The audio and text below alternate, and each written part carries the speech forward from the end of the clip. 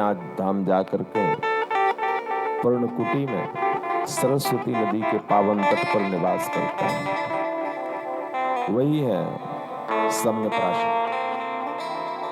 बहुत शांतिप्रद स्थान है। वेदव्यास जी जब वहां समाधि लगाते हैं तो देखते हैं कि दुनिया सब अपने में मस्त है, जन्म ले रहे हैं, उदर पोषण कर रहे हैं और मर रहे हैं। जन्म हुआ है तो मृत्यु भी तो सुनिश्चित है। खान पान, उदर पोषण, परिवार पालन इतना भी हो पाया तो हो पाया, नहीं लोग मर रहे हैं। किसी के मन में कोई शांति नहीं। मनुष्य शरीर पाकर के सारी सुविधाओं से युक्त है, परंतु अपने आप ही वो मर रहा है। बड़ी टेंशन है। कोई याद, अरे महाराज बड़ी टेंशन है, पंडित जी बड़ी टेंशन है, इसलिए आपके पास आए। टेंशन एक सन की इतनी गर्मी हो जिसके दिमाग पर टेंशन बैठे हो तो उससे तो भगवान बचाओ। बड़ी टेंशन है। और पंडित जी भी बेचारे क्या करें, उनके भी तो बाल बच्चे मंदिर में बैठे हैं। तो आपका टेंशन शांत हो ना हो, पर पंडित जी उपचार तो जरूर बताएंगे, क्योंकि थोड़ा बहुत तो मिलेगा उनको भी। आज जिसे भी देखें वो टेंशन है, सब कुछ है पर टेंशन है। वेदव्यास जी ने सोचा इन मनुष्यों को जिंदगी जीने की कला कैसे मिले, ये जिंदगी के महत्व को क्या समझे, कैसे समझे। क्योंकि दो चीजें, फर्क क्या है। महाभारत में एक श्लोक है, आहर भयम निद्रा मैथुनम च सामान्यमेत पशुभिर्नराणाम सामान्यमेत पशुभिर्नराणाम। पशु और मनुष्य में क्या फर्क है? तो जीवन हमारा पशु की तरह हो गया। कल भी चर्चा की है इस बात पर। अपने में ही है, अपनी राग में रगे हुए हैं और अपने में मर रहे हैं। फर्क कुछ नहीं है। वेदव्यास जी ने सोचा इस जिंदगी को किस प्रकार से मनुष्य जिए, इसे समझे कैसे। पल दो पल का मैं शायर हूँ, पल दो पल मेरी कहानी है, पल दो पल मेरी हस्ती है, पल दो पल मेरी कहानी, पल दो पल का किसी शायर ने लिखा। बात तो सत्य है, परंतु मुझे ये लगता है मैं पल दो पल के लिए नहीं, 10, 20, 100, 50 वर्ष के लिए नहीं, मैं तो यहाँ अमर हो करके आया हूँ। जिसको जो पाते हैं वही बोलते हैं। हमें ऐसा लगता है जैसे अपने जनों की जरूरत ही नहीं रह गई है। हमें माँ की जरूरत नहीं रह गई, हमारे पिता की जरूरत नहीं रह गई, हमें भाई की जरूरत नहीं रह गई, हमें परिवार की जरूरत नहीं रह गई। जिसे होता है ऐसा लगता है कि हम उसे क्या बोल देंगे, क्या कह देंगे, क्योंकि मैं अपने आप को अमर मान बैठा हूं, तभी तो ऐसा मान रहा हूं। अगर ये दिमाग पर चले कि एक दिन मुझे भी मरना है, यहाँ इस संसार में कोई अमर होकर के नहीं आया, तो आप ही बताइए, हम किसी को अपनी वाणी से उसे दुख पहुंचाएं, हम कभी उसे अपने व्यवहार से कष्ट पहुंचाएं, वो प्राणी कभी नहीं पहुंचाएगा। ऐसा सोचेगा कितने प्यार से अपने परिवार के बीच में रहते हैं। इस जिंदगी का तो कोई ठिकाना नहीं। 1 साल पीछे चले जाओ ना, कोरोना काल में,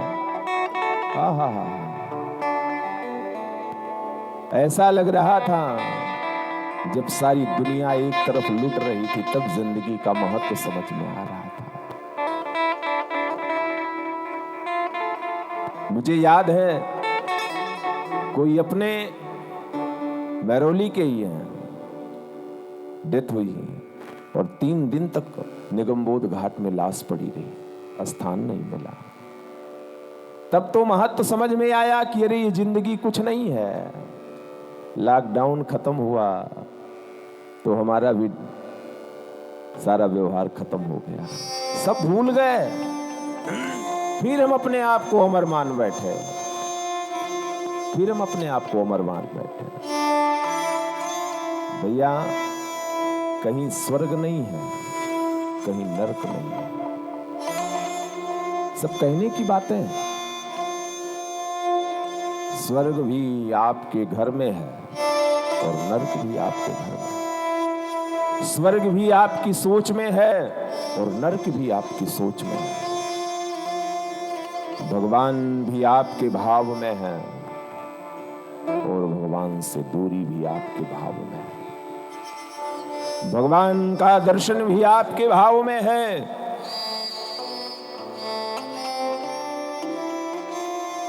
और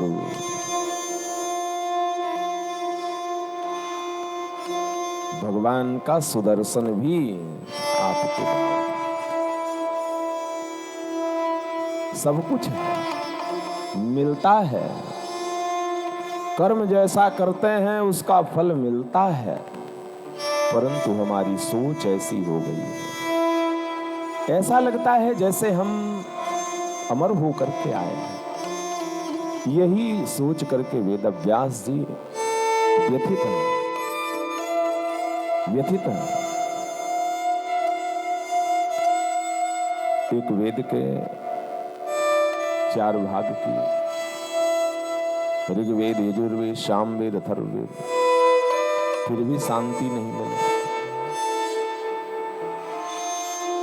भगवान नारायण ने जो भागवत कथा ब्रह्मा जी को दी थी, ब्रह्मा जी ने जो भागवत कथा नारद जी को दिया और नारद जी ने वही भागवत वेदव्यास जी को दिया। ये कह करके इसमें 4 मंत्र हैं, इसको आप विस्तार दो, आपके मन को शांति मिलेगी, दुनिया के लोगों को सुकून मिलेगा। उन 4 मंत्रों की भागवत कथा को आदरणीय परम आदरणीय वेदव्यास जी ने 18,000 मंत्रों में विभाजित किया। मातृदेवो भव, पितृदेवो भव, आचार्य देवो भव। माँ को देवी मानो, पिता को देवता मानो, आचार्य को, गुरु को भगवान मानो, तभी इसका महत्व है। आदरणीय नारद जी वेदव्यास जी को ये कथा सुनाए अपनी, कि मुझे भी संतों के सानिध्य ने मेरे जीवन को सवारा, मुझे मेरे भी जीवन को भागवत कथा ने ही सवारा। पहले बताए कि दासी पुत्र थे नारद जी पूर्व जन्म में, संतों की सानिध्य में माँ संतों का जूठन धोती थी और नारद जी पीछे पीछे चलते थे। सर्पदंश से माँ की मृत्यु होने के बाद संतों के सानिध्य ने नारद जी को देवर्षि नारद बनाया। तो किसी महापुरुष के मुख से निकली हुई वाणी को सुने, जाने कब, किस क्षण, किस घड़ी, किस पल वो वाणी मेरे हृदय में पहुंचे, मेरे मन को परिवर्तित करें और मैं अपने जीवन के चरित्र को बदल सकूं। यही भागवत है। 4 मंत्रों की भागवत कथा को 18,000 मंत्रों में विभक्त किया। अब व्यास जी सोचते हैं कि इसका अधिकारी कौन है, किसको दूं?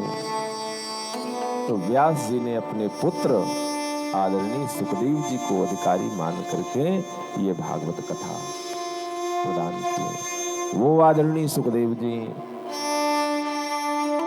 जो महाराज परीक्षित को जिन्हें 7 दिवस में मृत्यु का श्राप मिला था, ये भागवत कथा श्रवण करा करके सायुज्य मुक्ति प्रदान की है। बोलिए सुखदेव भगवान की जय। ये कौन है परीक्षित? आइए वहां पर चलता है। सोनकादि ऋषि आदरणीय सूत जी से प्रश्न करते हैं और सूत जी जवाब दे रहे हैं। एक महाभारत में कौरवों और पांडवों का युद्ध चल रहा था। जाको राखे साइया मार सके न कोई, बाल न बांका कर सके जो जग बैरी हो। भगवान जिसके रक्षक हो भला आप ही बताइए, उसका कोई क्या बिगाड़ सकता है। पांडव 5 भले ही थे, पर उनके साथ में प्रभु श्री कृष्ण थे। तो जरासंध की 23 औक्षणी सेना सहित कौरव उन पांडवों का क्या बिगाड़ सकते थे। और अंततः स्थिति क्या हुई? स्थिति क्या हुई कि सारे कौरवों का विनाश हुआ। भीम के गदाओं के प्रहार से दुर्योधन की नस नस टूट चुकी थी। मृत्यु की अंतिम सांसें उस समय दुर्योधन ले रहा था। थोड़ा सा और बढ़ाएं आवाज, दिए उठाएं आवाज। मृत्यु की अंतिम श्वास पर दुर्योधन चल रहा था। अच्छा, कभी किसी को कोई कष्ट होता है तो परिवार के जन, अपने जन वहां जाया करते हैं, चलो मिल आते हैं, उनको बड़ा कष्ट है।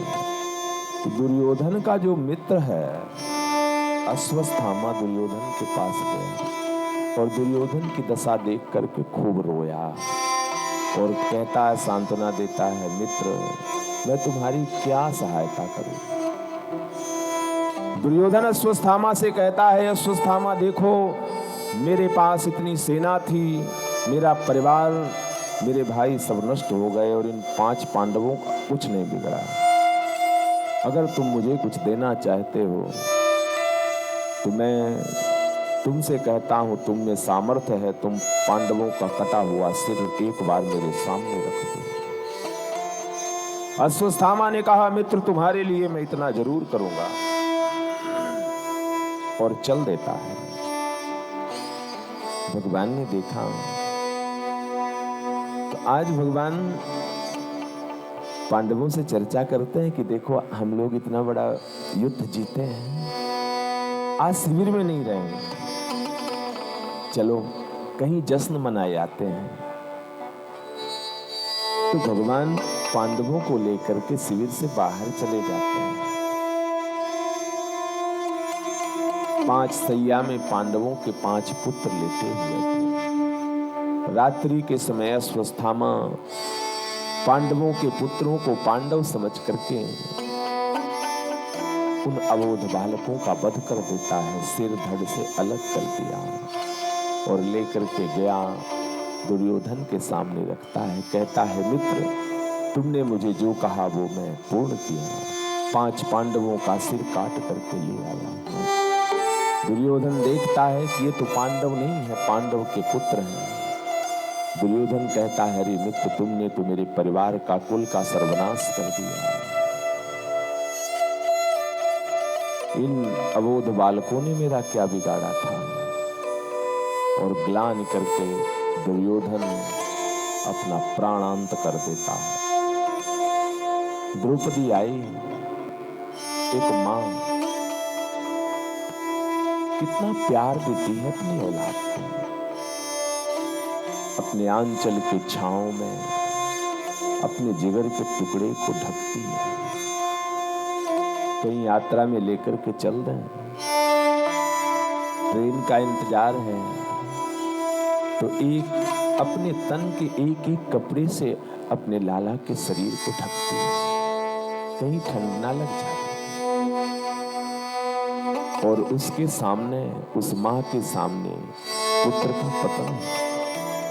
एक बात कहूं, पुत्र के जीवन में कोई संकट आता है तो जो दर्द एक माँ को होता है वो पत्नी को नहीं होता। वो पीड़ा एक माँ की अलग ही है। आप माँ हैं, आप उस पीड़ा को समझ सकते हैं, आप उस पीड़ा को समझ सकते हैं। कुर्री की तरह द्रौपदी रोती है, ऐसा लगा जैसे सब कुछ लुट गया। द्रौपदी विलाप करती है, क्या बिगाड़ा था अश्वत्थामा जो इस तरह से किया। भीम, अर्जुन, नकुल, सहदेव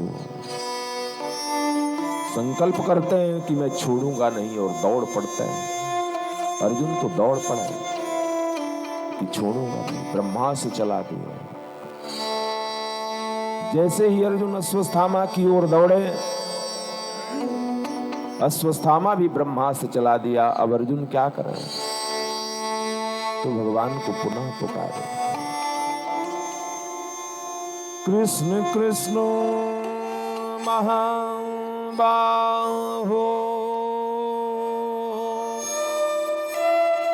भक्तानां भयंकरः त्वमेको दह्यमानः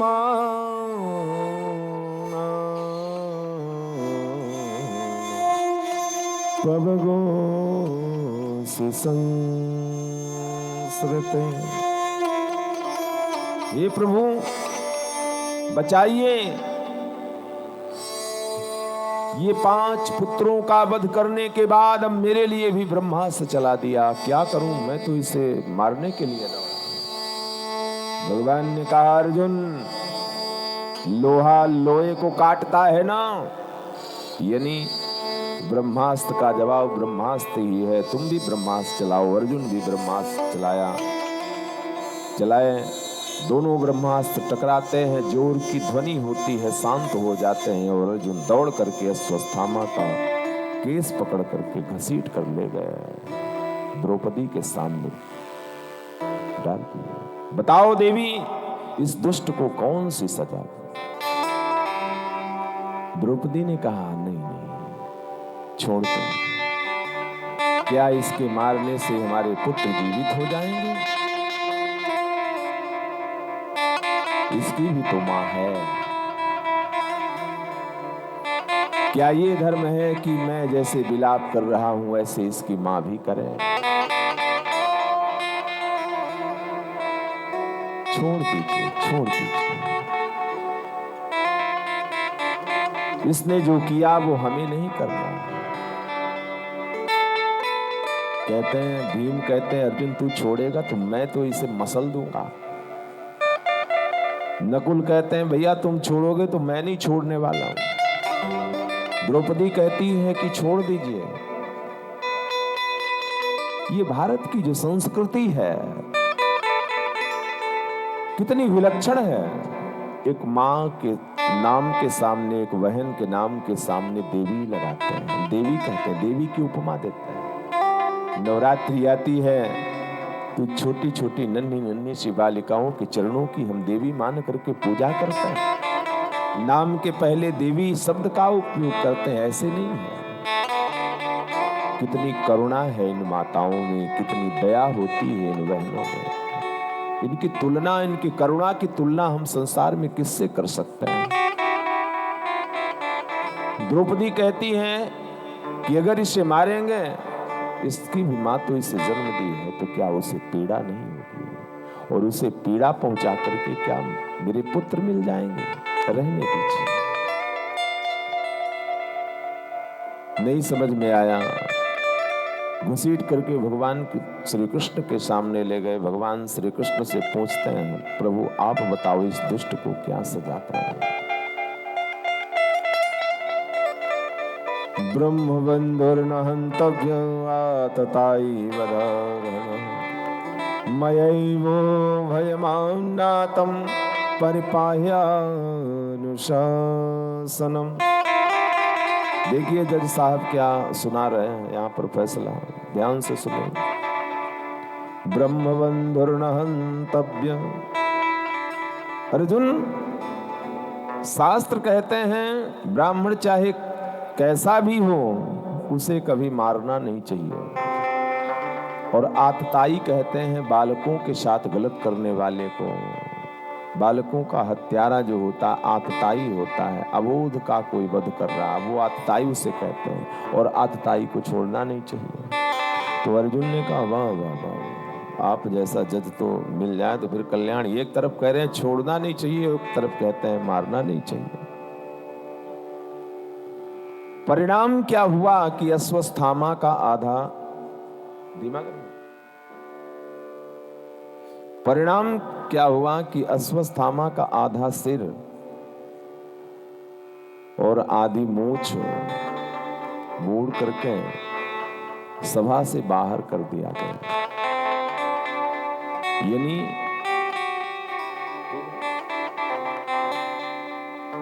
ब्राह्मण का अपमान ही ब्राह्मण की मृत्यु है। ब्राह्मण युग निर्माता है। ब्राह्मण को युग निर्माता कहा गया है। ब्राह्मण जब सत्कर्म करता है, तप करता है, योग करता है, उस समय उस समाज में सतयुग का निर्माण होता है।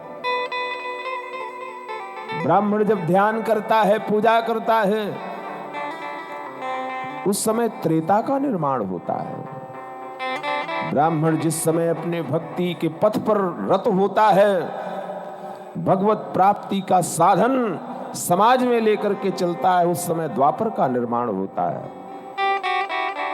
और ब्राह्मण इन सब से अलग हो करके जब मदपान करे, गलत आचरण करे, तो उस समाज में कलयुग का निर्माण होता है। ब्राह्मण को युग निर्माता कहा गया है। फिर आज वो स्वयं समझे कि किस मार्ग पर है, किस युग का वो निर्माण कर रहा है। ये इतना हुआ, अश्वत्थामा के अंदर से बैर नहीं गया। अंततः अभिमन्यु की पत्नी उत्तरा के गर्भ में पल रहे गर्भस्थ शिशु के ऊपर ब्रह्मास्त्र चला दिया। उत्तरा अश्वत्थामा के द्वारा छोड़े हुए ब्रह्मास्त्र को जब देखती हैं, पाहि पाहि महायोगिन देव देव जगत्पते नान्यं त्वद्भयं पश्य यस्य यत्र मृत्युः परस्परं यत्र मृत्युः परस्परम। प्रभु तो कुल का ही अंत हो जाएगा। पाहि पाहि महायोगिन देव देव जगतपते, रक्षा कीजिए। तो भगवान उत्तरा की हुई स्तुति से उत्तरा के गर्भ में प्रविष्ट हो गए हैं। भगवान गर्भ में प्रविष्ट होकर के भगवान ने उस गर्भस्थ शिशु की रक्षा की। उस गर्भस्थ शिशु की रक्षा भगवान उत्तरा के गर्भ में प्रवेश करके की, जिनका नाम परीक्षित है। जब भगवान पांडवों को विजय दिलाने के बाद सब कुछ हो गया, अब जाने की तैयारी करने लगे। इतना किसी के ऊपर इतना बड़ा उपकार, वो मां कुंती जिसने कभी जीवन में सुख ही नहीं देखा, बड़ी छोटी उम्र में महाराज पांडु ने शरीर छोड़ दिया, 5 पुत्रों का भार है, और दुष्ट दुर्योधन जैसा शत्रु सिर पर रोज कोई न कोई षड्यंत्र करता है मारने के लिए। कुछ न कुछ रोज ही होता है, परंतु हर एक आपदा से भगवान रक्षा करते हैं। और आज विजय दिलाने के बाद भगवान जाने के लिए तैयार है। माता कुंती रोने लगी। भगवान आए, बुआ क्यों रो रही हो? आप जा रहे हो ना, इसलिए। क्योंकि आपके जाने के बाद अब जीवन जीने की कामना नहीं रह गई, कुछ नहीं रह गया। इसलिए कि जब आप ही चले जाओगे तो इस जिंदगी को अब नहीं चाहिए। लाला, दुनिया कहती हो कुछ भी, पर मैं जानती हूं कन्हैया, तू कोई ऐसा वैसा नहीं है, तू भगवान है। जो कर्म, जो उपकार मेरे जीवन, मेरे परिवार के साथ किया है, वो परमात्मा के सिवा, भगवान के सिवा और कोई नहीं कर सकता। मैं जानती हूं लाला, तू भगवान है, तू भगवान है। माता कुंती रोने लगती। माँ कुंती के भाव को देख करके भगवान के नेत्र भी सजल हो जाते हैं। बुआ, तू रो रही है? तो भगवान कहती है हाँ। तो भगवान कहती तो कुछ मांगना बुआ। बुआ मांग रही कुंती बुआ भगवान से, दोनों हाथों से अपना आंचल फैलाती, अगर देना चाहते हो द्वारिकाधीश तो मेरे जीवन में दुख देना। विपदः सन्तु नः शाश्वत तत्र तत्र जगद्गुरो भवतो दर्शनं यस्यान् पुनर्भव दर्शनम्। क्यों बुआ,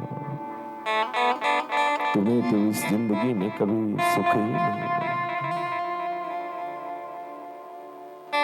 तुमने तो कभी सुख नहीं मिला, तुम्हें तो कभी सुख नहीं मिला। जब तुम्हारे पुत्रों को विजय दिलाया,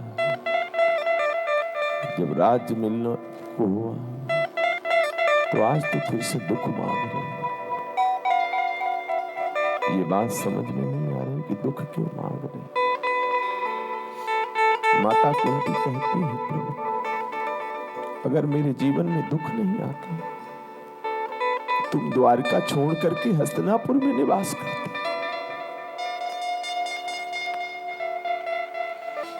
मेरी जिंदगी से मेरे दुख को काटने के लिए तुमने अपनी द्वारकापुरी छोड़ करके हस्तिनापुर में निवास किया। इससे बड़ा सौभाग्य मेरे जीवन का और क्या हो सकता है।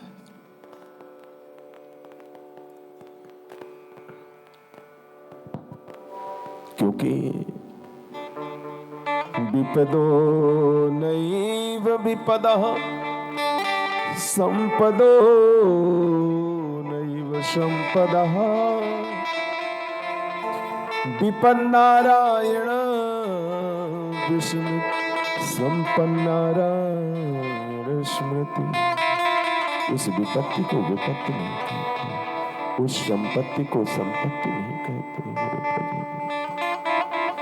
जो संपत्ति तुम्हारी याद भुला दे,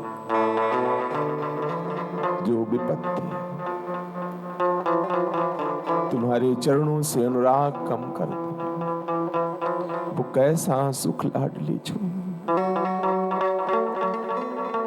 वो कैसा सुख प्रभु, जिस सुख को पा करके हम तुम्हें भूल जाएं। ऐसे सुख में तो आग लगे जिसमें तू नहीं है। ऐसा सुख तो जल करके खाक हो जाए जिसमें सुख देने वाला न रहे। क्या करेंगे लाडली जो ऐसे सुख को रख। हनुमंतो विपत्ति प्रभु सोई, जब तब भजन सुमिरन। सच कहे, जीवन में कोई दुख आता है आप देखिए ना, उस दुख के क्षण में जब हम भगवान के चरणों में खुद को समर्पित करते हैं, जब हम मंदिर में मत्था रख करके टेक करके याचना करते हैं, दाता इस कष्ट से मेरी निवृत्ति कर दो, इस दुख से मेरे निवृत्त कर दो, ये नेत्र भी सजल हो जाते हैं। प्रार्थना वो कितनी पावन हो जाती है, ऐसा लगता है जैसे भगवान को हम इन आंखों के सामने देख रहे हैं और अपने दुख की निवृत्ति की कामना कर रहे हो, तभी तो हम रोते हैं।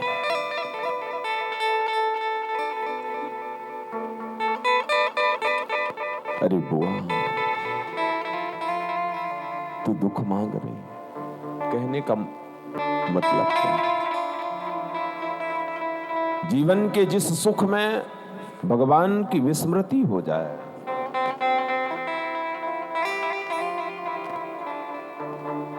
जीवन का जो सुख परमात्मा की विस्मृति करा दे, इष्ट की विस्मृति करा दे, ऐसा सुख लेकर के क्या करोगे? वो सुख कितने दिन का है?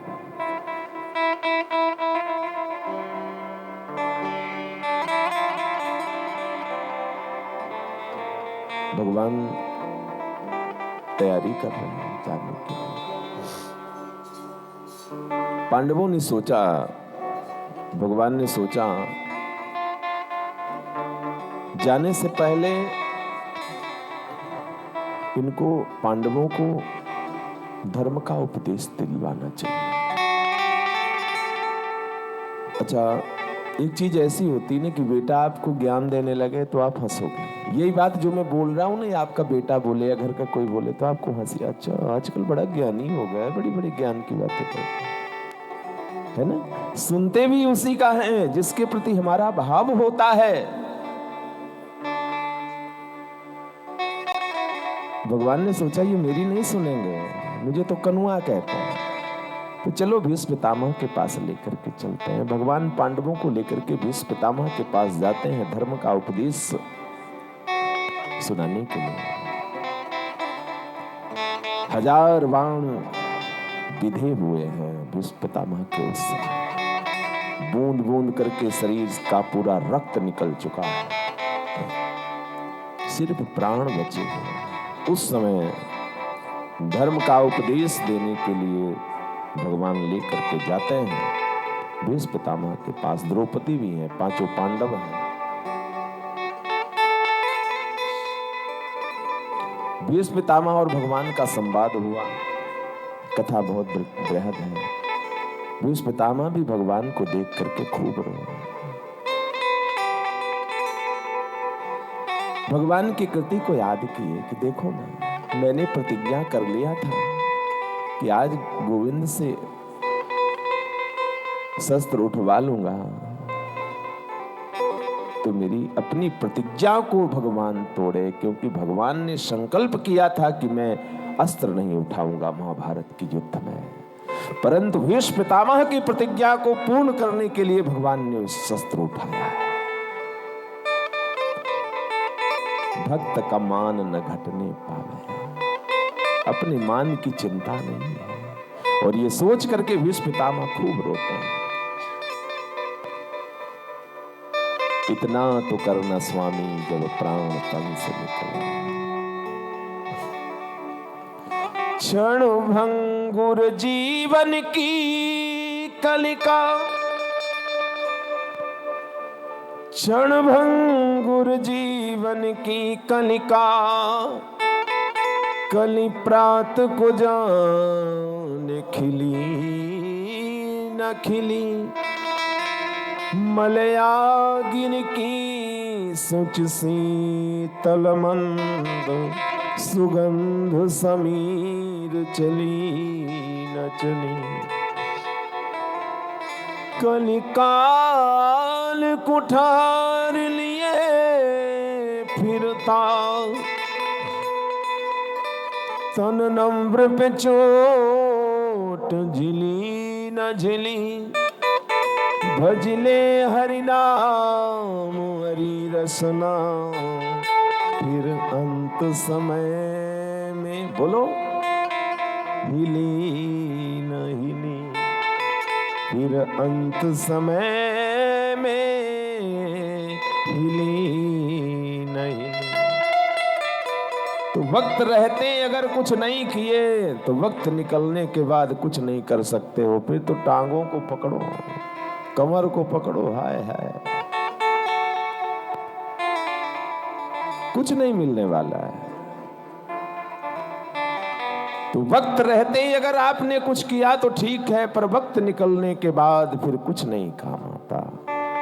फिर हाय हाय करोगे कि राम राम करोगे। कथा में किसी प्रकार से बैठने को मौका मिले, हाँ एक बार इधर होता है हाय, एक बार ये घुटना पकड़ता है हाय, एक बार ये वाला पकड़ता है हाय हाय दैया।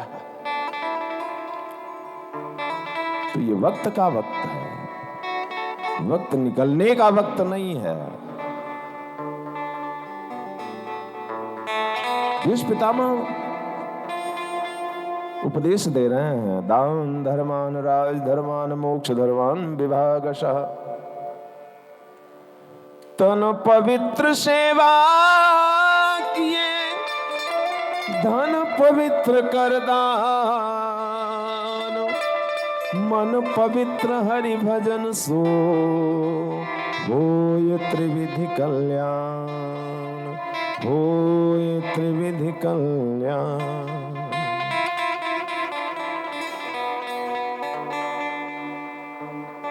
और जब धर्म का उपदेश भीष्म पितामह दे रहे थे, द्रौपदी पीछे खड़ी मुस्कुरा रही थी।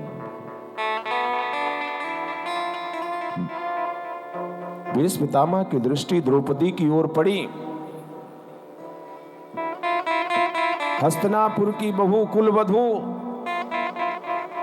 आज इस सभा में कैसे मुस्कुरा रही है, कैसे मुस्कुरा रही है। भीष्म पितामह प्रश्न करते हैं, देवी कारण बताओ हंसने का। द्रौपदी ने कहा, पितामह बस ऐसे ही हंसी आ गई। नहीं नहीं, कुछ तो कारण है, बताओ। हमारी कुलवधू कोई ऐसे समाज में नहीं हंसती, और अपनी हंसी का कारण बताओ, कुछ वजह है तुम। पहले के जैसे थोड़ी था, अब के जैसे थोड़ी है, कलयुग जैसे, जहां पाओ वहीं ठहाके मार दो, जहां पाओ वहीं ठहाके मार दो, जो पाओ वही आचरण कर दो। ये शास्त्र सम्मत थोड़ी है। देवी बताओ कारण क्या है इस सभा में तुम्हारे हंसने का। द्रौपदी कहती है, नहीं बताना पड़ेगा। तब कहा, पितामह आप ये बताइए, मैं आपसे प्रश्न पूछती हूं, उस समय आपका ज्ञान कहां चला गया था। ये वही कुलवधू है आपके, जिस समय आपके आंखों के सामने दुशासन भरी सभा में मुझे नग्न करना चाहता था, मेरा चीर हरण कर रहा था, आप भी बैठे थे। उस समय ये ज्ञान कहां चला गया था, ये धर्म का उपदेश कहां चला गया था। भीष्म पितामह के नेत्रों से अश्रु टपक पड़े।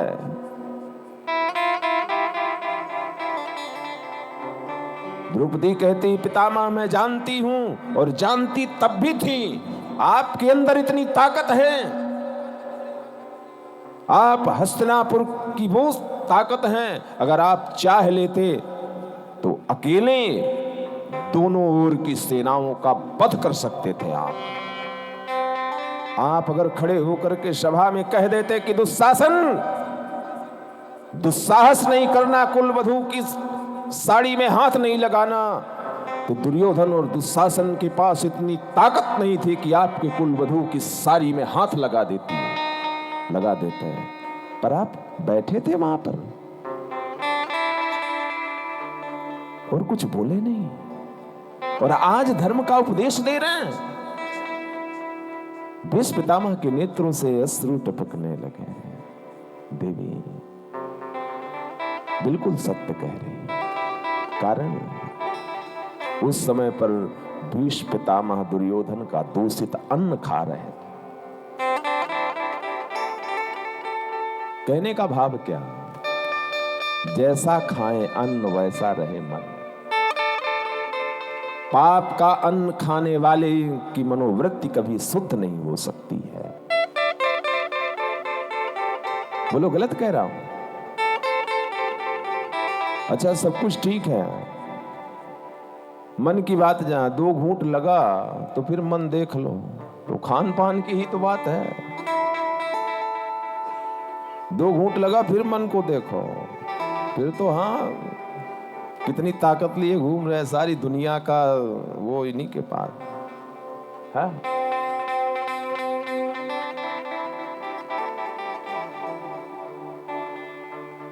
और आज भगवान के सामने भीष्म पितामह नत हैं और कहते हैं प्रभु जीवन में बड़ी भूल है। अब उसकी सजा के लिए मैं आपसे एक प्रार्थना करता हूं। बोले क्या? मेरी एक बेटी है, उसका विवाह आप करो। सब बहुत चकित हुए कि इन्होंने शादी नहीं करी तो बेटी कहां से आ गई? बेटी कहां से आ गई और किसकी शादी कर रहे हैं? तो बड़ा सुंदर स्तुति की है भीष्म पितामह ने। इतिमति रूप कल्पिता वितृष्णा भगवती शाश्वत पुंगवे विभूमि। इतिमति रूप कल्पिता वितृष्णा भगवती शाश्वत पुंगवे विभूमि। स्वसुख मुखगते क्वचित् विहरतु प्रतीति मुपेय श्रूयनुभव प्रभा। श्री कृष्ण गोविंद हरे मुरारे, हे नाथ नारायण वासुदेव। श्री कृष्ण गोविंद हरे मुरारे, हे नाथ नारायण वासुदेव। हे नाथ नारायण वासुदेव। ये बेटी कौन सी है? इति मति रूप। ये मति बुद्धि, और ये बुद्धि रूपी बेटी अगर भगवान के चरणों की दासी बन गई ना तो जीवन संवर गया। क्योंकि बेटी के दोनों कंधों पे 2 कुलों का भार होता है, और बेटी अगर सुलक्षणा है तो दोनों कुलों के मान को बढ़ा देती है, और बेटी में सुलक्षण नहीं है तो दो कुलों को लेकर के डूब जाती है। इस वजह से ये बेटी अगर आपके चरणों की अनुरागिणी बनी तो दोनों कुल बच जाएंगे, दोनों लोक बच जाएंगे, ये भी और वो भी। बोलो गलत कह रहे हैं? इति मति रूप, ये मति ही तो है। आप बैठे हैं पर मति कितना घुमा रही है, हम तो देख रहे हैं कितना मति घुमा रही है। यहां से दर्शन होता है कि मति कितना घुमाती है, कहां कहां ले जा करके करती है। और ये मति अगर दासी हो गई श्री कृष्ण की, ये मति अगर अनुरागिणी हो गई किशोरी जी की, ये मति अगर दासी हो गई प्रभु की, तो फिर कौन घुमाएगा? फिर तो हम उन्हीं के इर्द गिर्द ही घूमेंगे ना, क्योंकि जो जिसको प्रेम करता है उसी के इर्द गिर्द तो चलता है।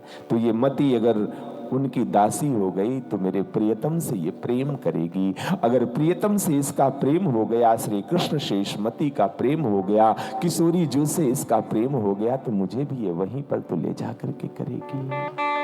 इसलिए भीष्म पितामह इस मति रूपी बेटी का विवाह कर रहे हैं। और वंदना करते करते भगवान श्री कृष्ण के उस पावन स्वरूप का दीदार करते भीष्म पितामह अपने पंच भौतिक शरीर का त्याग करता है। देहांत काले तुम सामने हो, मुरली बजाते मन को लुभाते, यह गीत गा कर तन्नाथ त्यागो, श्री कृष्ण दामोदर माधवेति, श्री कृष्ण दामोदर माधवेति। और भगवान के उस पावन स्वरूप का दर्शन करते करते भीष्म पितामह अपने पंच भौतिक शरीर का त्याग करते हैं। और यही कहानी है। छोड़ के संसार, छोड़ के संसार जब तू जाएगा, छोड़ के संसार जब तू जाएगा,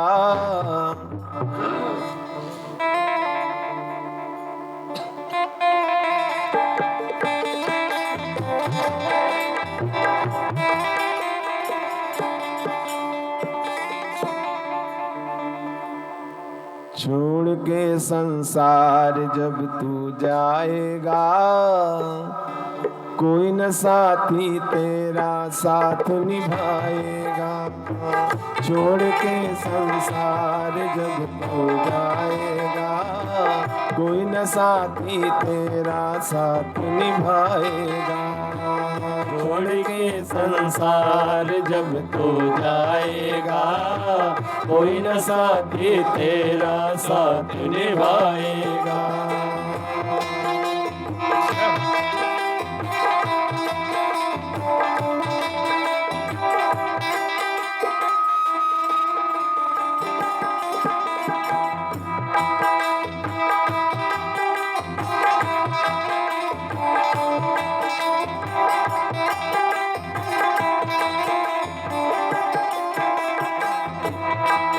तूने प्रभु का भजन किया ना, थोड़ा धीमा करो, ज्यादा।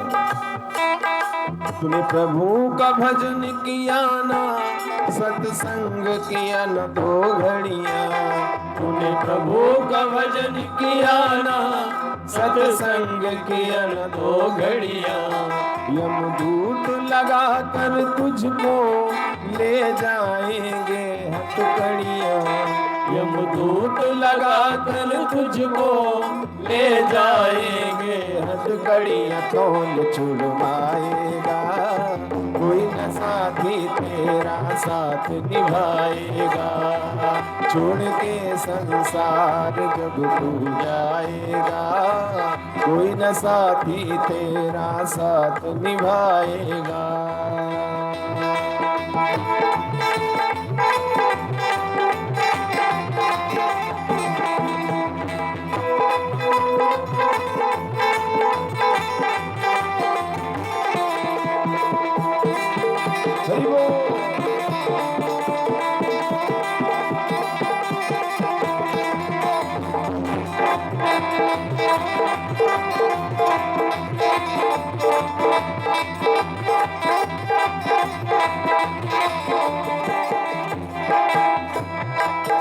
इस पेट भरण के खातिर तू पाप कमाता निस दिन। इस पेट भरण के खातिर तू पाप कमाता निस दिन।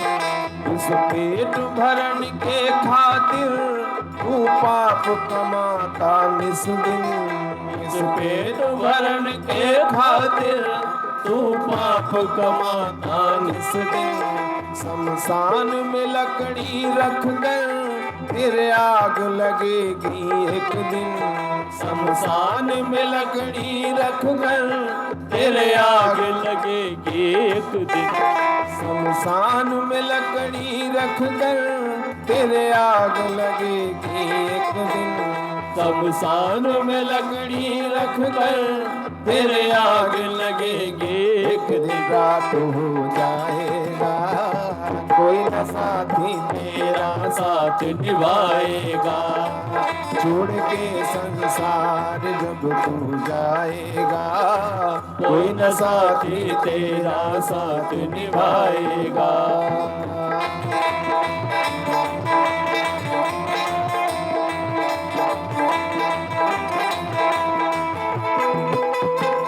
हरि बोल।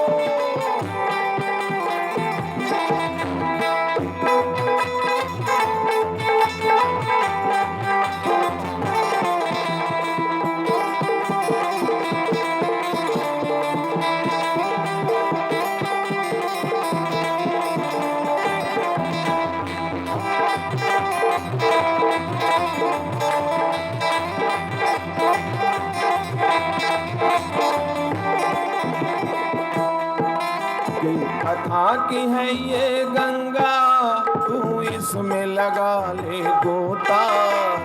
कथा की है ये गंगा, तो इसमें लगा ले गोता।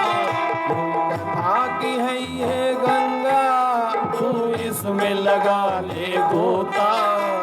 कथा की है ये गंगा, तो इसमें लगा ले गोता। वरना इस दुनिया से तू जाएगा रोता रोता। वरना इस दुनिया से तू जाएगा रोता रोता। वरना इस दुनिया से तू जाएगा रोता रोता। वरना इस दुनिया से तू जाएगा रोता रोता। पछताएगा, कोई न साथी तेरा साथ निभाएगा। छोड़ के संसार जब तू जाएगा, कोई न साथी तेरा साथ निभाएगा।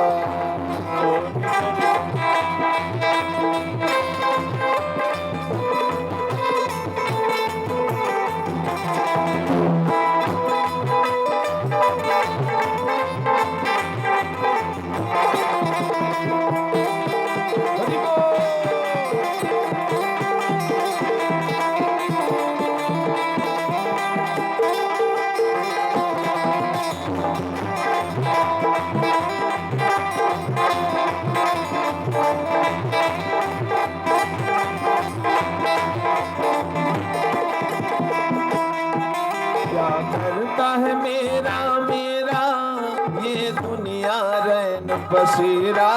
क्या करता है मेरा मेरा ये दुनिया रैन बसेरा। क्या करता है मेरा मेरा ये दुनिया रैन बसेरा। क्या करता है मेरा मेरा ये दुनिया रैन बसेरा। यहाँ कोई न रहने पाता है चंद दिनों का डेरा। यहाँ कोई न रहने पाता यह चंद दिनों का डेरा। यहाँ कोई न रहने पाता है चंद्र दिनों का डेरा। यहाँ कोई न रहने पाता है चंद दिनों का डेरा। उड़ जाएगा, कोई न साथी तेरा साथ निभाएगा। छोड़ के संसार जब तू जाएगा, कोई न साथी तेरा साथ निभाएगा।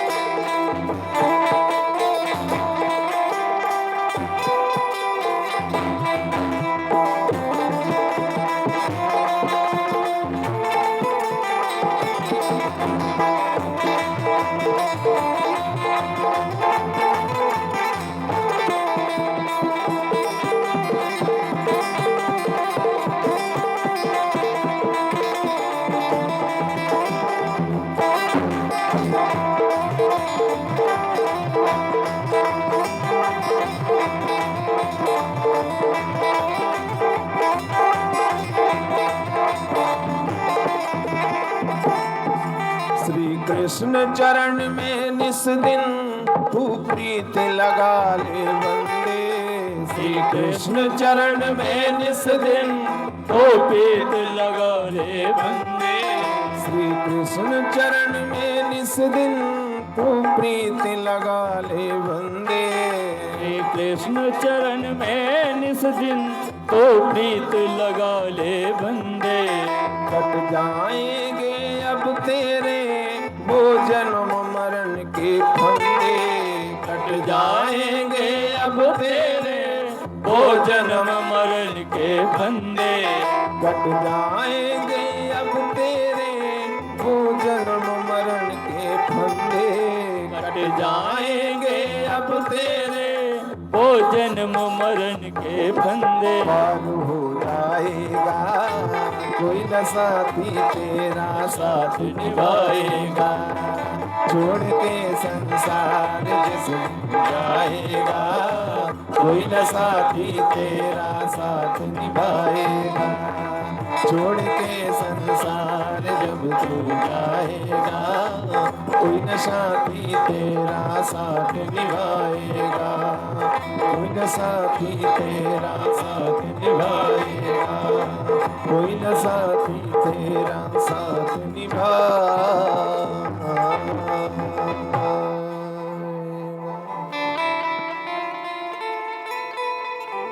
बोलिए वृंदावन बिहारी लाल की जय हो। आदरणीय भीष्म पितामह अपने पंचभौतिक शरीर का त्याग करता है। भगवान श्री कृष्ण धर्म का उपदेश दिलवाने के बाद द्वारिकापुरी की ओर चलता है। उस समय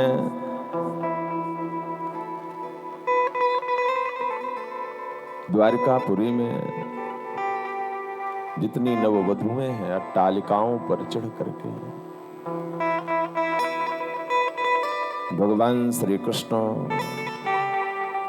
का स्वागत करती हैं और विदाई के समय हस्तिनापुर के समस्त नवयुवतियां माताएं भावभीनी विदाई देती हैं, नम आंखों से विदाई देती हैं। भगवान के जाने के बाद पांडवों के पास अब कोई रास्ता नहीं था क्योंकि कुछ अच्छा नहीं लग रहा था। इसलिए हस्तिनापुर छोड़ने का निश्चय करते हैं। बहुत छोटी उम्र में परीक्षित को धर्म का उपदेश देकर के और निकल पड़ते हैं तप के लिए। युधिष्ठिर, भीम, अर्जुन, नकुल, सहदेव सब उत्तराखंड की ओर निकल पड़े। बहुत छोटी उम्र में परीक्षित के ऊपर हस्तिनापुर के राज्य का भार है। धर्मात्मा पिता के पुत्र थे। महाराज परीक्षित बड़े धर्म और नीति से प्रजा का पालन कर रहे हैं। एक दिन अपने पूर्वजों के कोषालय में प्रवेश करते हैं और कोषालय में जैसे जाते हैं भंडार गृह में एक चमचमाता हुआ स्वर्ण का मुकुट देखते हैं। बहुत सुंदर लगा। वो मुकुट था जरासंध का और आज महाराज परीक्षित उस मुकुट को पहन लिए। पता नहीं था कि ये किसी और का। जरासंध को मार करके ले आए थे। पता नहीं था और उस मुकुट को महाराज परीक्षित धारण करके चले जाते हैं वन की ओर शिकार करने के। लौटते समय प्यास लगी। महाराज परीक्षित के अंदर अहंकार प्रविष्ट हुआ। देखिए जो ग्रह दशाएं हैं वो यहीं पर सवार होती हैं।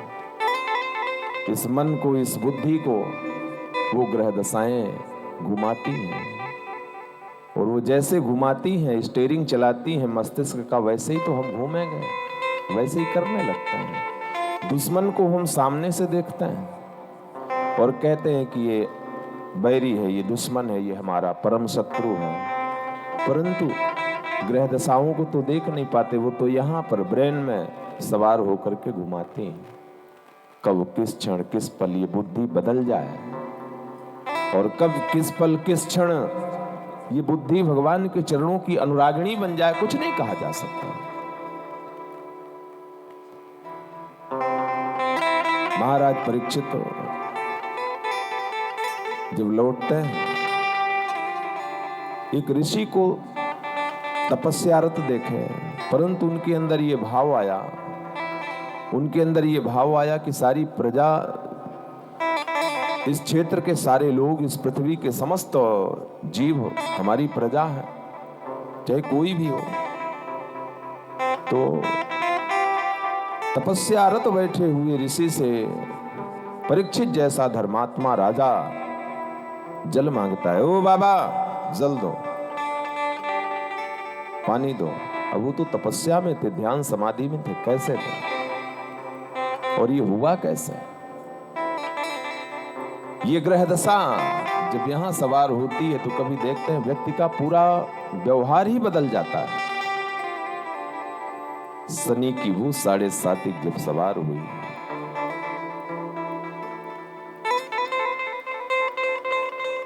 वो मुकुट था तो स्वर्ण का। फिर महाराज परीक्षित की कैसे ग्रह दशा बदली। कहते हैं स्वर्ण में तो भगवान का वास है।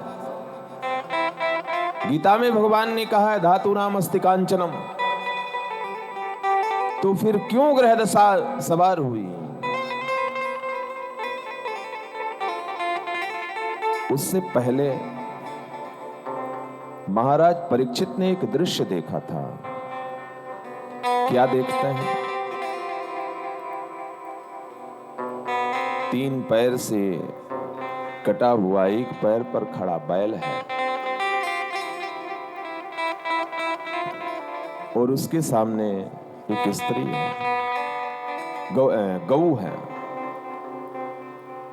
वो गऊ रंभा रही है और बैल उसे समझा रहा है कि क्यों रो रही है। ये है कौन? ये पृथ्वी रूपी गाय को धर्म रूपी बैल समझाता है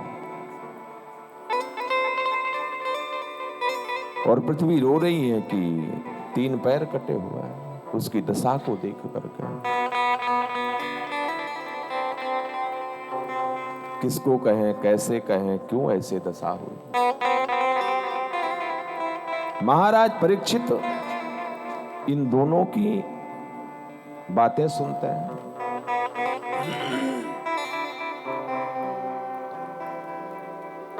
एक पैर से बैल खड़ा है, गाय माता रुदन करती है, बैल समझा रहा है। जरा इसे भी स्पष्ट करो। सतयुग में 4 पैर थे, सत्य, दान, दया और पवित्रता।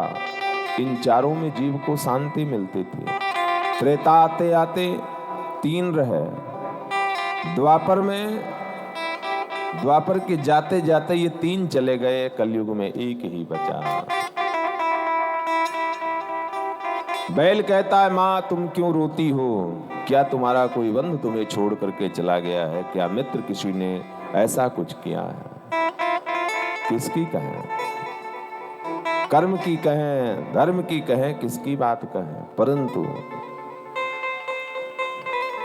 कोई न काऊ सुख दुख कर दाता, निज कृत कर्म भोग सब दाता। कोई किसी को तकलीफ नहीं दे सकता, कोई किसी को कष्ट नहीं दे सकता। यही चर्चा चल रही है। महाराज परीक्षित देखते हैं कि एक काली रंग का व्यक्ति, बड़ी बड़ी मूछें हैं, हाथ में नंगी तलवार लेकर के 3 पैर से कटे हुए बैल का एक अंतिम पैर भी काट देना चाहता है। महाराज परीक्षित दौड़ पड़े। ऐ दुष्ट, मेरे राज्य में इतना बड़ा दुस्साहस तू कैसे कर सकता है? कौन है? कलयुग में पाखंड है, अधर्म है, अनीति है, अन्याय है, तो वही चला। वो काली मूछ वाला कोई और नहीं था, कलयुग था। महाराज परीक्षित के चरणों में गिर पड़ा कि आपकी शरण में हूं, शरण दे दो। क्योंकि महाराज परीक्षित के दादा परदादा ने समझाया था कि शरण में आए हुए शत्रु को कभी मारना नहीं चाहिए, वध नहीं करना चाहिए। तो वो बात याद आई, कैसा भी हो। तो स्थान मांग रहा है तो दूतम पानम स्त्रिया सोनाम यत्रा धर्म चतुर्विदा, स्थान दे रहे हैं द्यूत पान में, जहां जुआ हो रही हो, छल कपट की नहीं होती। मदिरा पान, परिस्त्री गमन, इन स्थानों में जाओ, निवास करो। तो फिर चरणों में साष्टांग हो गया, प्रभु ये तो बड़े गंदे गंदे स्थान हैं, कोई अच्छा सा स्थान दे दीजिए ना। वो कलयुग अपने प्रपंच में आता है और हाथ जोड़ करके परीक्षित से कहता है कि कोई अच्छा स्थान दे दीजिए। तो पता नहीं परीक्षित के मुख से निकल गया, कान जन्म जाओ स्वर्ग में निवास करना। क्यों निकल गया? कौन सा स्वर्ण? फिर स्वर्ण में कैसे कलयुग निवास कर सकता है? संतों का भाव है, क्योंकि स्वर्ण तो भगवान का स्वरूप है। देखिए, विवाह कोई भी मंगल कार्य होता है, करते हैं तो सफल तभी मांगते हैं जब स्वर्ण मानते हैं, जब स्वर्ण का दान करते हैं। बेटी की शादी हो रही है तो सबसे पहले स्वर्ण दान करते हैं। क्यों? वो रिंग के रूप में स्वर्ण है, वो मंगल है। धातु नाम अस्ति कांचनम। हमारे धर्म, वैदिक सनातन धर्म की मान्यता है कि स्वर्ण में भगवान का निवास है, स्वर्ण मंगल प्रद है। कोई भी यज्ञ अनुष्ठान करते हैं तो स्वर्ण दान के बिना वो सफल नहीं होती है। सबसे पहले स्वर्ण दान करते हैं। स्वर्ण दान के बिना वो यज्ञ सफल ही नहीं है। चाहे विवाह हो, चाहे कोई भी हो, यज्ञ हो। विवाह भी बहुत बड़ी यज्ञ है। तो फिर जब स्वर्ण में भगवान का वास है तो फिर कलयुग कैसे निवास कर सकता है? निवास कर सकता है। उस स्वर्ण में कलिकाल का निवास है, जो स्वर्ण पाप से अर्जित किया गया हो, अधर्म से अर्जित किया गया है, अनीति से अर्जित किया गया है, अन्याय से अर्जित किया गया है। क्योंकि वो मुकुट जो महाराज परीक्षित ने धारण किया था वो जरासंध का मुकुट था, और जरासंध को जीत करके पांडवों ने उसे अर्जित किया था। इस वजह से कलयुग ने निवास किया, उस ग्रह दशा ने निवास किया। अहंकार आया। जब समीक ऋषि सुने नहीं, क्योंकि ध्यान समाधि में थे, तो वही धर्मात्मा राजा अपने बाण से मरे हुए सर्प को अपने बाण के नोक में लेकर के और उनके गले में डाल देके चले जाता है। उनके पुत्र श्रृंगी आए, पिता के गले में मरा हुआ सर्प देख करके भड़क गए। कौन किया है? लोगों ने बताया कि परीक्षित, महाराज परीक्षित करके गए हैं। हाथ में जल लिया श्रृंगी ने और श्राप दे दिया, जाओ अहंकारी राजा, आज के 7वें दिन यही तक्षक सर्प तुम्हें डसेगा, तुम्हारी मृत्यु होगी इस सर्प के डसने से।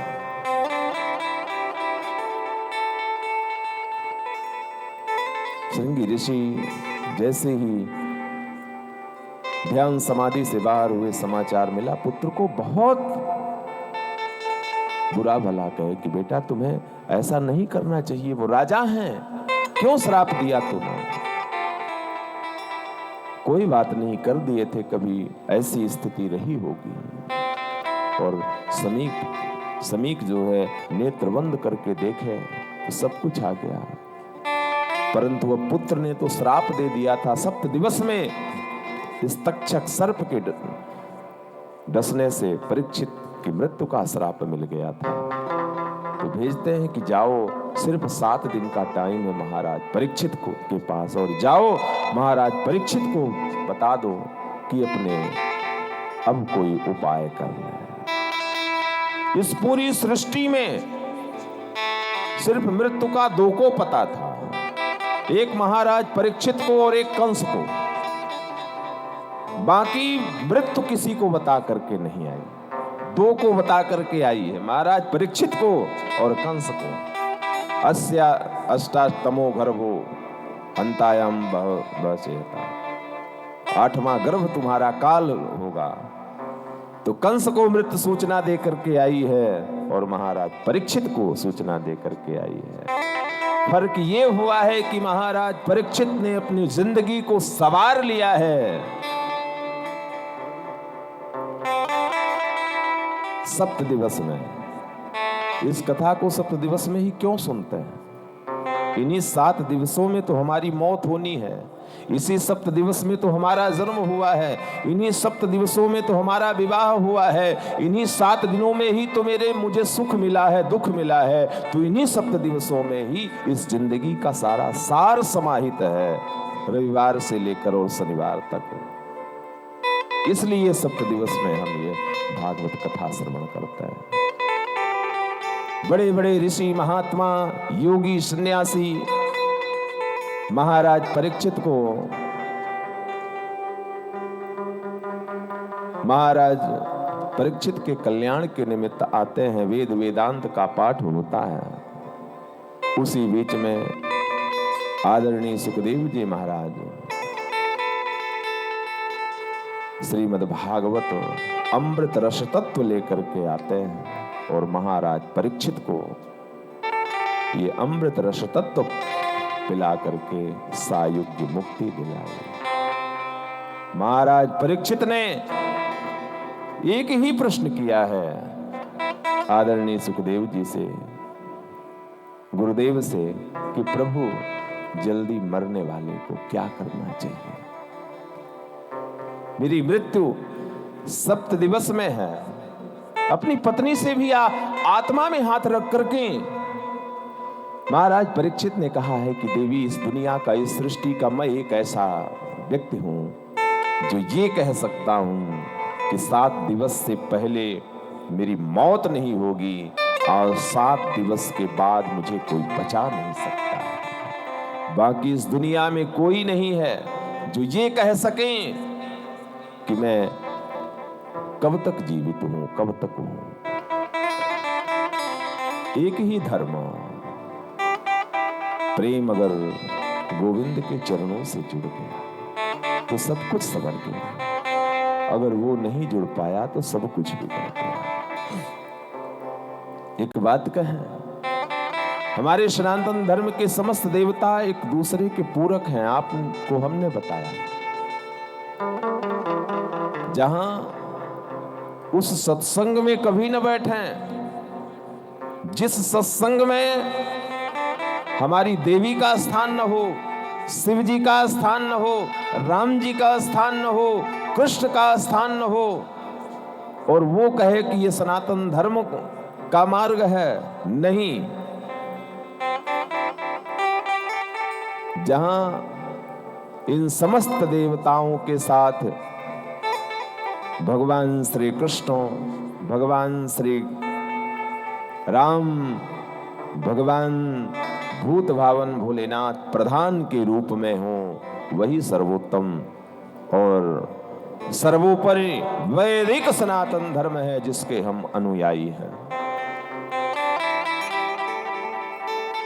महाराज परीक्षित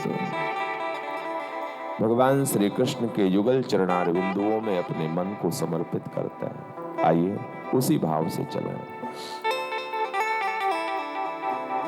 गुणगान तेरा कान्हा,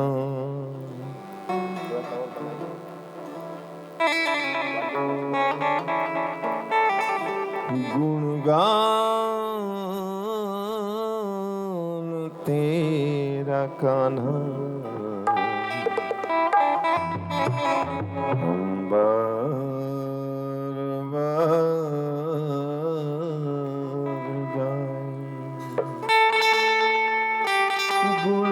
गुणगान तेरा कान्हा, बार बार गाए। गुणगान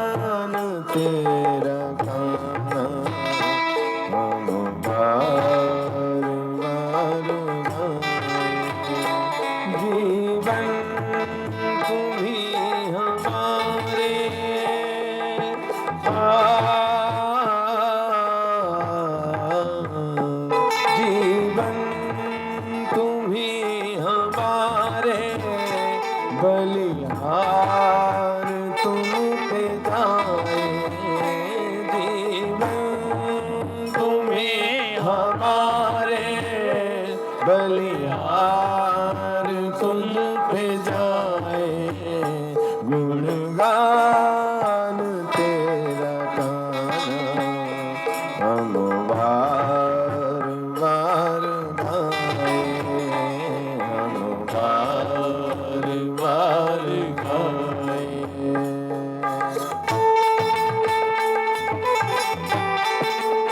एक बार नेत्र बंद करके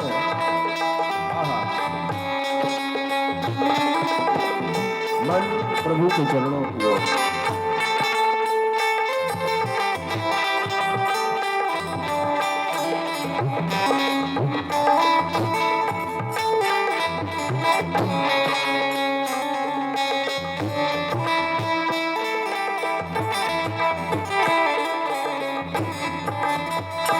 मनमोह मोह मोहन हमको न भुला देना, मनमोह मोह मोहन हमको न भुला देना, नजरों में आके रहना हमको भी बना लेना, नजरों में आके रहना हमको भी बना लेना, तेरा प्रेम रंग मुझे, तेरा प्रेम रंग मुझे,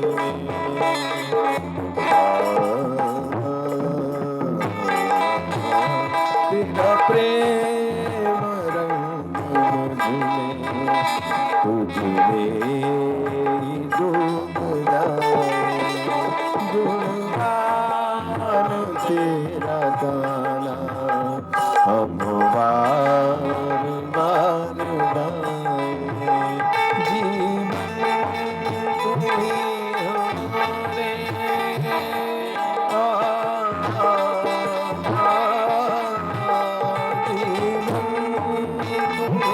हमारे बलिहार तुझ पे जाए, गुणगान तेरा गाना हम बार बार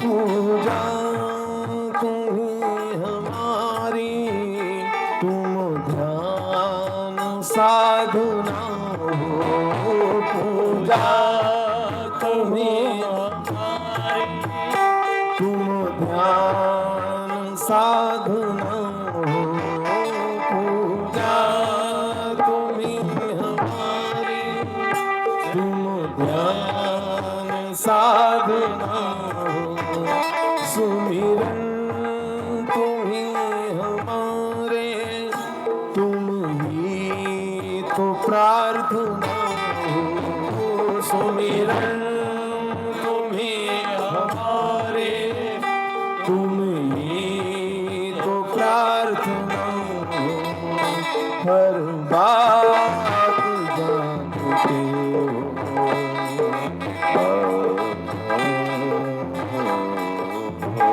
हर बात जानते हो, ये बात क्या बताए, हर बात जानते हो, ये बात क्या बताएं, गुणगान तेरा गाना हम बार बार गाएं। जीवन तुम्हीं हमारे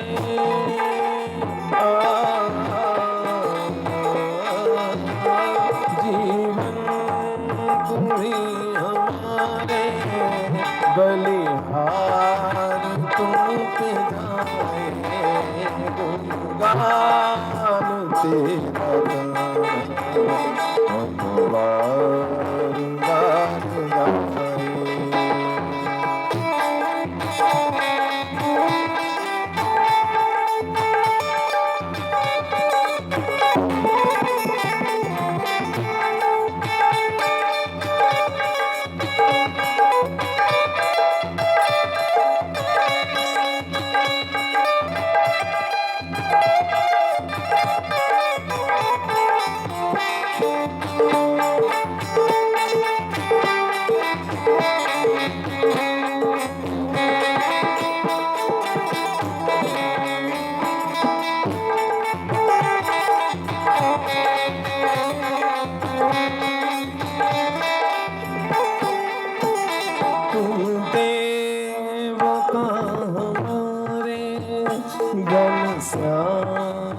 सावरे हो तुम देवता हमारे, घनश्याम सावरे हो तुम देवता हमारे, घनश्याम सावरे हो हम तेरे बाबरे हैं, हम तेरे बाबरे हैं, तुम भी तो बाबरे हो, हम तेरे बाबरे हैं, तुम भी तो बाबरे हो।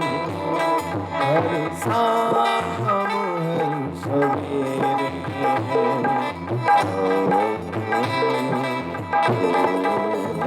हर शाम हर सवेरे दर्शन तेरा पाए, गुणगान तेरा गाना हम बार बार गाएं, हम बार बार गाएं। जीवन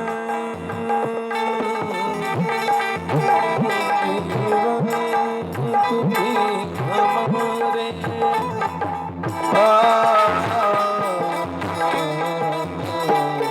जीवन तुम्हीं हमारे बलिहार तुम पे जाए, जीवन तुम्हीं हमारे बलिहार तुम पे जाए,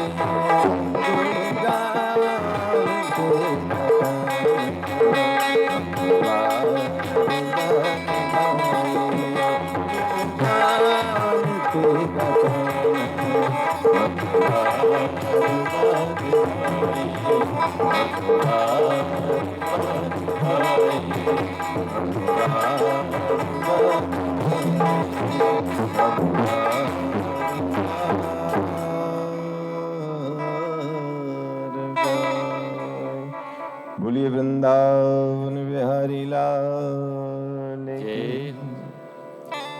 इन्हीं शब्दों से आज की पावन कथा में अपनी वाणी को हम विराम देंगे और आप लोगों से निवेदन करेंगे कि एक बार बोलिए वृंदावन बिहारी लाल की जय जय श्री राधे, जय जय श्री राधे श्याम।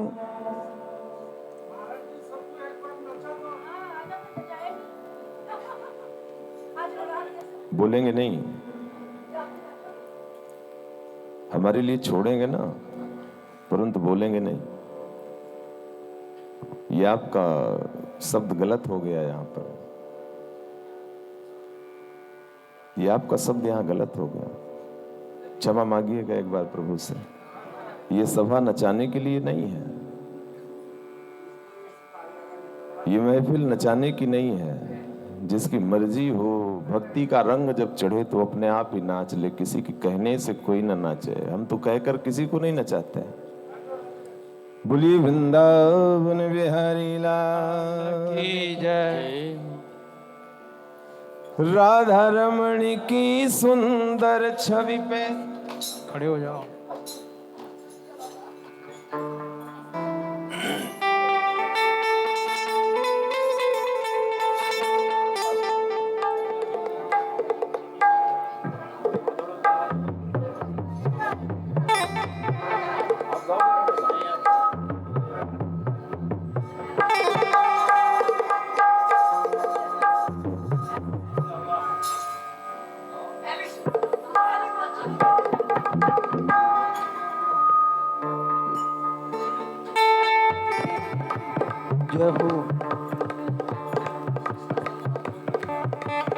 काली कमरी वाला मेरा यार है,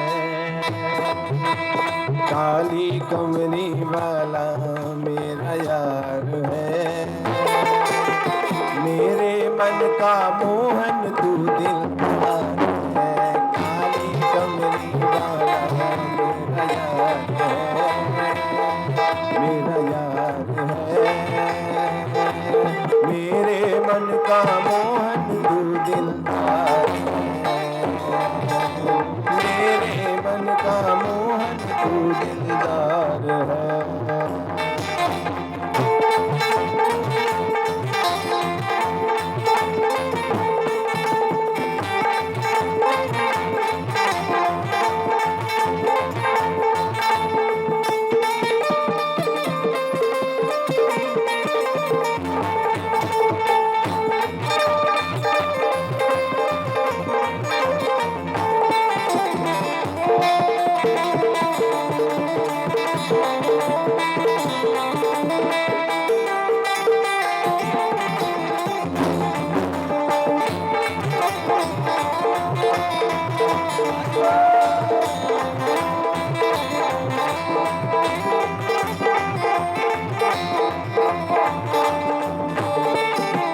मनमोहन मैं तेरा दीवाना, मनमोहन मैं तेरा दीवाना, आऊं मैं बस यही तराना, आऊं बस मैं यही तराना, मुरली वाले पर मुझको इतबार है, इतबार है, मेरे मन का मोहन तू दिलदार है। काली कमरी वाला मेरा यार है, मेरा यार है,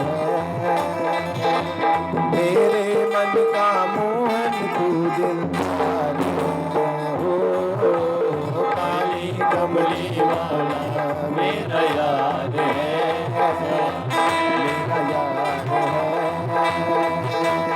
मेरे मन का मोहन तू दिलदार है।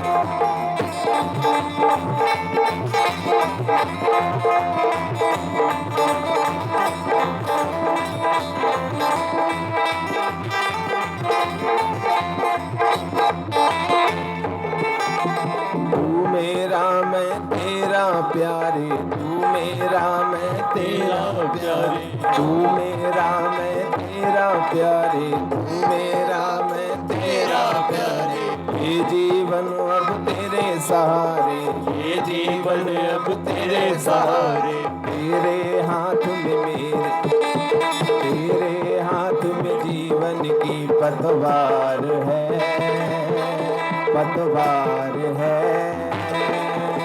मेरे मन का मोहन तू दिलदार है, ओ काली कमरी वाला मेरा यार है, मेरा यार है।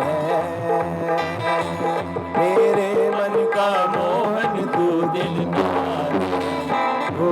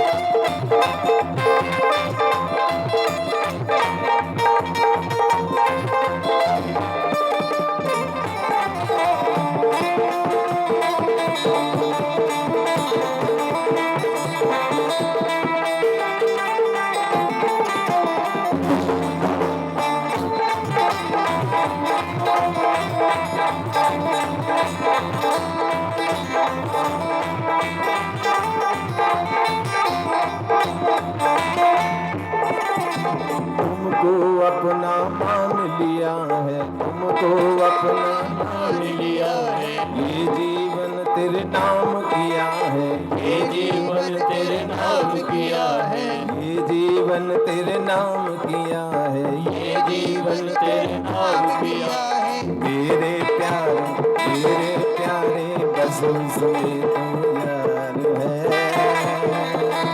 मेरे प्यारे बसों से प्यार है, प्यार है। मेरे मन का मोहन तू दिलदार है, ओ काली कमली वाला मेरा यार है, मेरा यार है। मेरे मन का मोहन तू दिलदार है।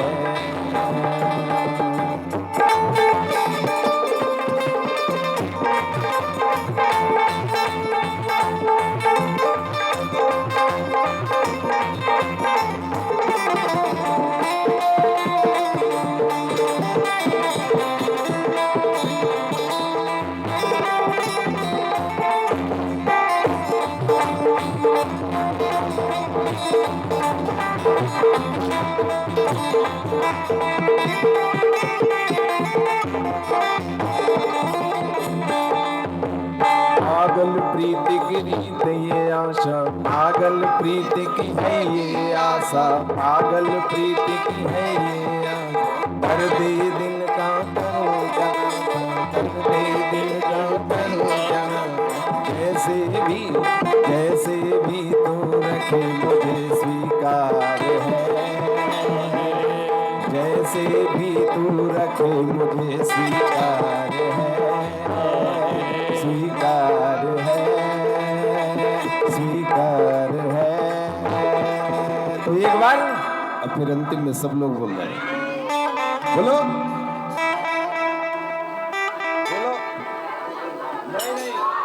मेरे मन का मोहन है, मेरे मन का मोहन तू दिलदार है, ओ काली कमरे वाला मेरा यार है, मेरा यार है। मेरे मन का मोहन तू दिलदार है, काली कमरे वाला मेरा यार है, मेरा यार है। मेरे मन का मोहन तू दिलदार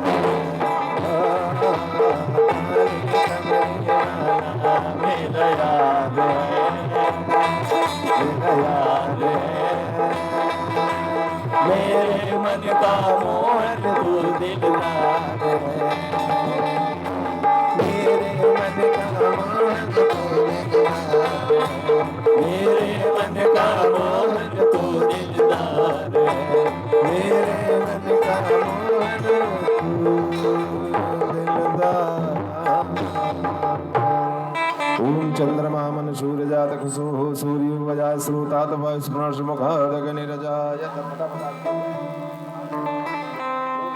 आपके पुत्री है वो वाले बनाओ भाई थोड़ा भैया को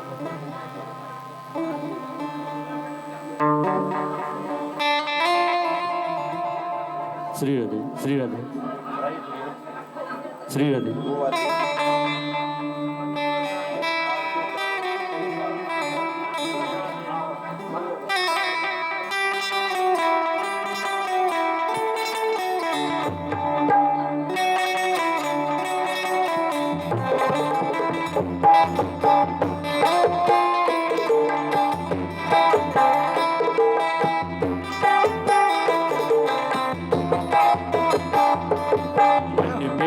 बसा के तेरी मूर्ति उतारो मैं गिरधर तेरी आरती।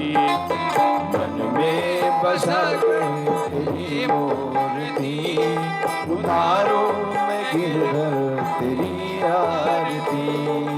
मन में बसा के तेरी मूर्ति उतारो मैं गिरधर तेरी आरती। उतारो मैं गिरधर तेरी आरती।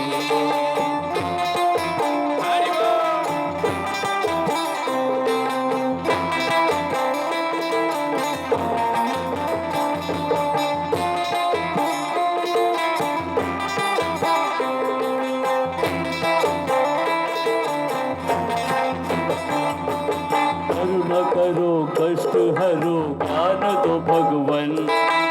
आओ में फंसी नाव मेरी तार दो भगवन। करुणा करो कष्ट हरो ज्ञान दो भगवन। भव में पड़ी नाव मेरी तार दो भगवन। करुणा करो कष्ट हरो ज्ञान दो भगवन। आओ में फंसी नाव मेरी तार दो भगवन।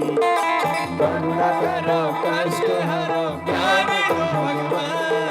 भव में पड़ी नाव मेरी तार दो भगवन। दर्द की दवा तुम्हारे पास है। दर्द की दवा तुम्हारे पास है। जिंदगी दया की है भीख मांगती। मन में बसा के तेरी मूर्ति उतारो मैया तेरी आरती।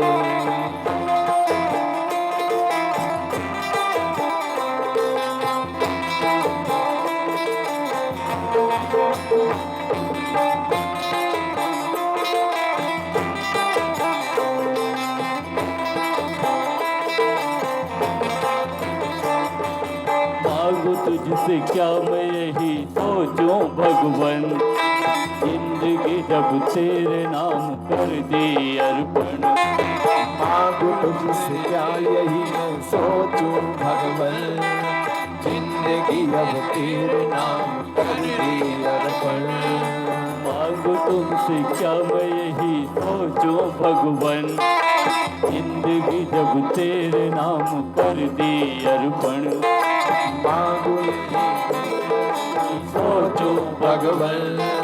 जिंदगी अब तेरे नाम कर दी अर्पण। सब कुछ तेरा कुछ नहीं मेरा। सब कुछ तेरा कुछ नहीं मेरा।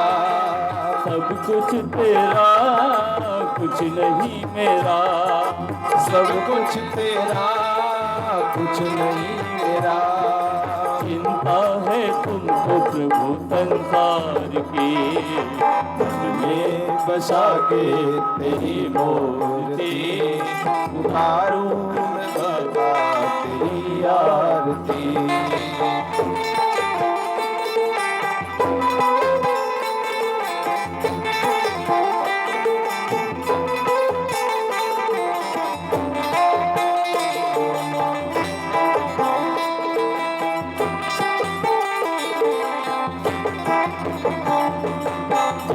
तेरी महिमा गाए संत करे ध्यान। हर नारद गुणगान करे छेड़ बीड़ा था। वेद तेरी महिमा गाए संत करे ध्यान, नारद गुणगान करे छेड़ बीड़ता।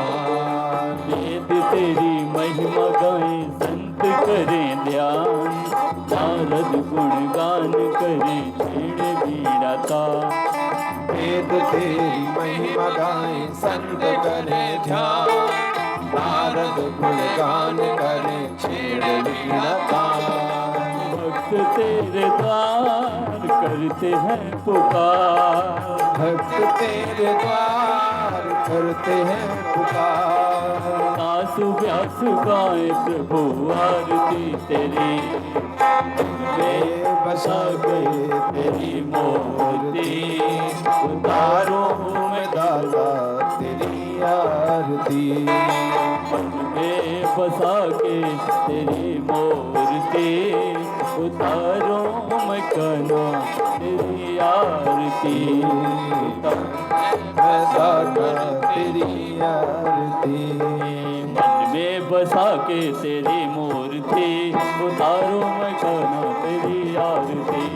मन में बसा के तेरी मूर्ति, उतारो मैं कना तेरी आरती। उतारो मैं कान्हा तेरी आरती, उतारो मैं कान्हा तेरी आरती, उतारो मैं कान्हा तेरी आरती।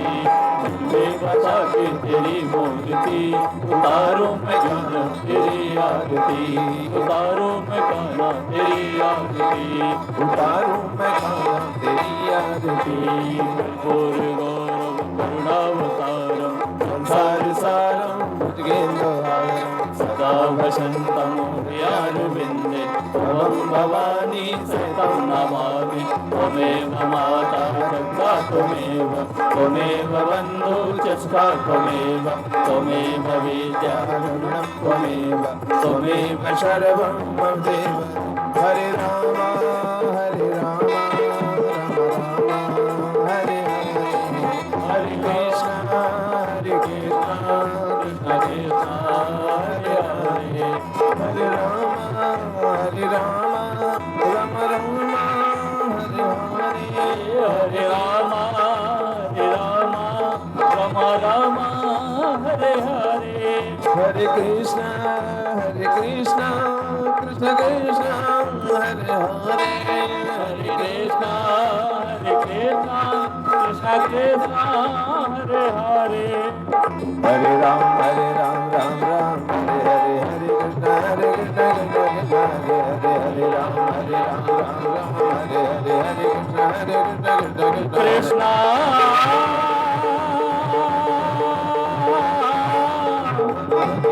कृष्णा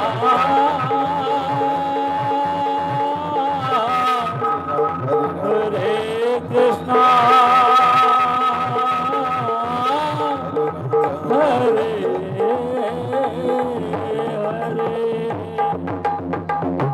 हरि ओम। जगेन जगमयजन्त देवास्तानि धर्माणि प्रथमान्याशन्नाते हनाकं महिमानः सचन्द्रपूर्वीशाद्यः